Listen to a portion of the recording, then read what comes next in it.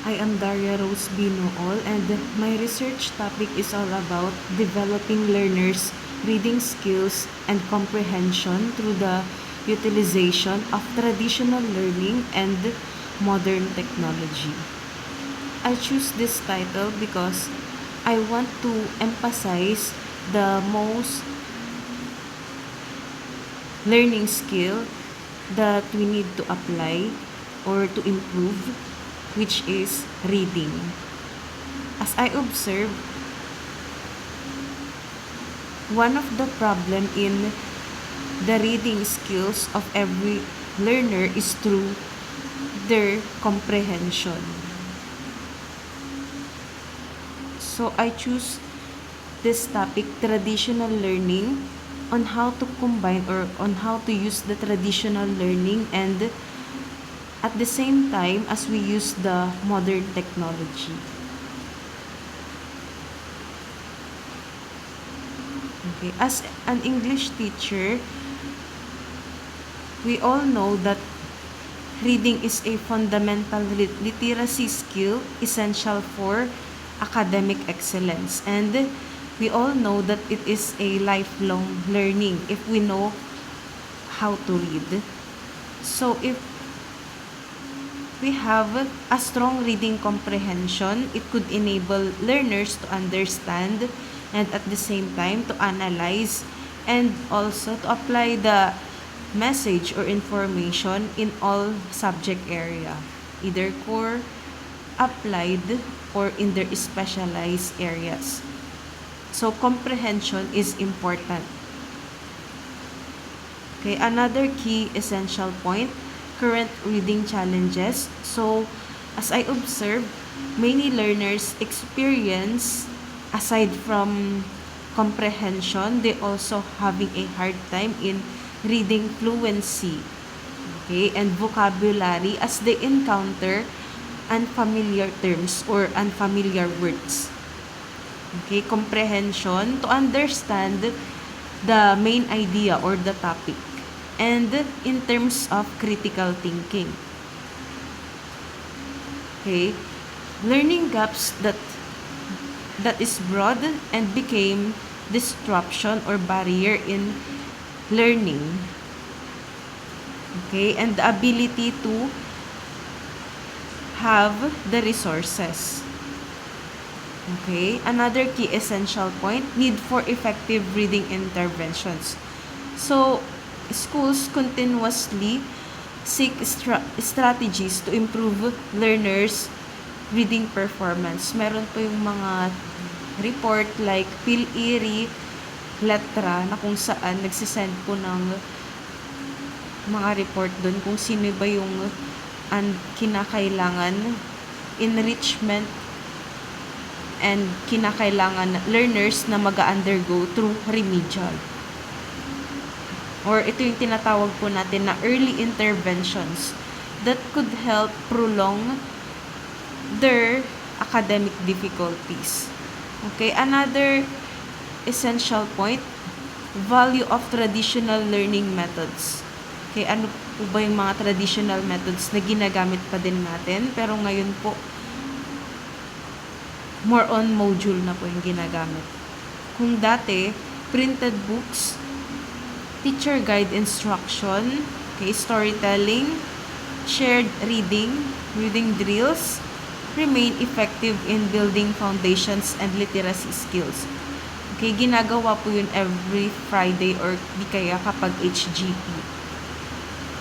Ngayon po, meron na din yung tinatawag natin na 20 words na kung kinakailangan ay kabisaduhin nila, maging familiarize sila.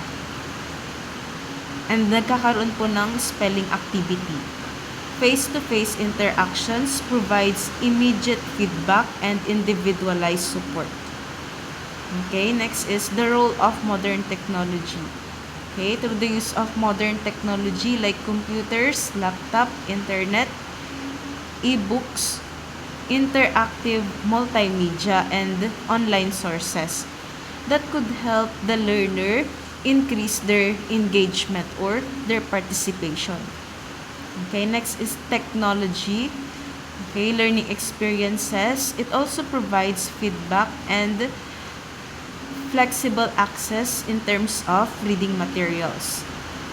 Okay, next is another significant in this research. Okay, the integration or the value of traditional learning and at the same time, the technology. Okay, combining conventional teaching strategies with digital tools that could create and balance learner-centered approach. Okay, kung magiging effective po ba yung paggamit natin ng traditional learning and at the same time technology. So, it results as a blended learning. Okay, we all know that learners have different learning styles. Okay, and it also helps them to enhance motivation. Okay, alignment with educational goals. So, it also supports the Department of Education's matatag curriculum, which emphasize strengthening foundational literacy. Itong matatag curriculum po is nakafocus siya mainly on literacy and numeracy. It also aligns with global educational initiatives promoting digital literacy and 21st century learning skills. Okay, traditional and technological based approach have been appropriately limited. Research examines their combined effectiveness in both reading skills and comprehensions. So, in the local setting. Okay, the purpose of the study or the objective of the study is to determine whether integrating traditional learning strategies with modern technology significantly improves learners' reading skills and reading comprehension. Okay? It is also important to provide evidence-based recommendations for teachers, school administrators, and curriculum planners. Sila po yung magiging way. Okay, mag-guide sa ating learners. Kami po yung mag-guide sa learners in terms of literacy and numeracy.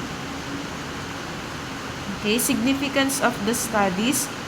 Okay, ang main target or who will benefit most, okay, the learners. Okay, sila po yung para sa kanila po yun to develop their reading skills and comprehension through the help of teachers, the school administrators. Okay, kinakailangan din po na mag-conduct ng meeting kung saan involved din ang kanilang parents and guardians, curriculum developers, and educational leaders. Okay, Department of Education, and also for the future researchers. Okay, the significance or importance of this study is to improve the reading skills of the learners using traditional learning strategies and the modern technology.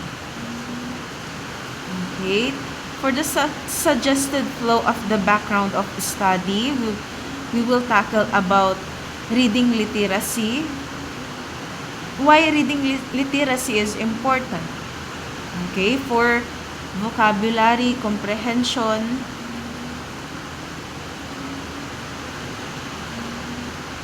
presenting reading difficulties among learners.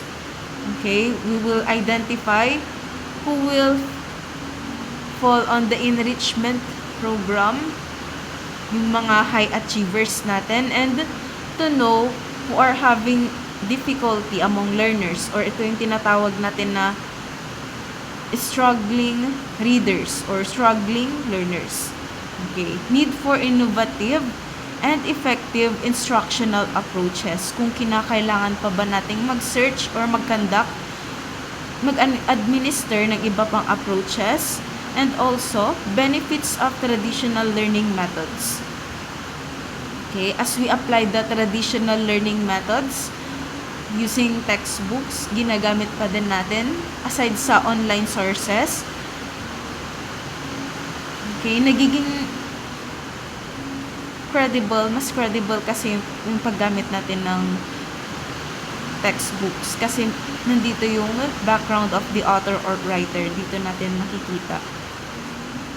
Benefits of modern educational technology, okay, through the use of modern technology na access. Advantages of integrating both approaches, yung paggamit natin ng traditional learning methods and modern educational technology. Okay, existing research gap and the rationale and significance of conducting the study.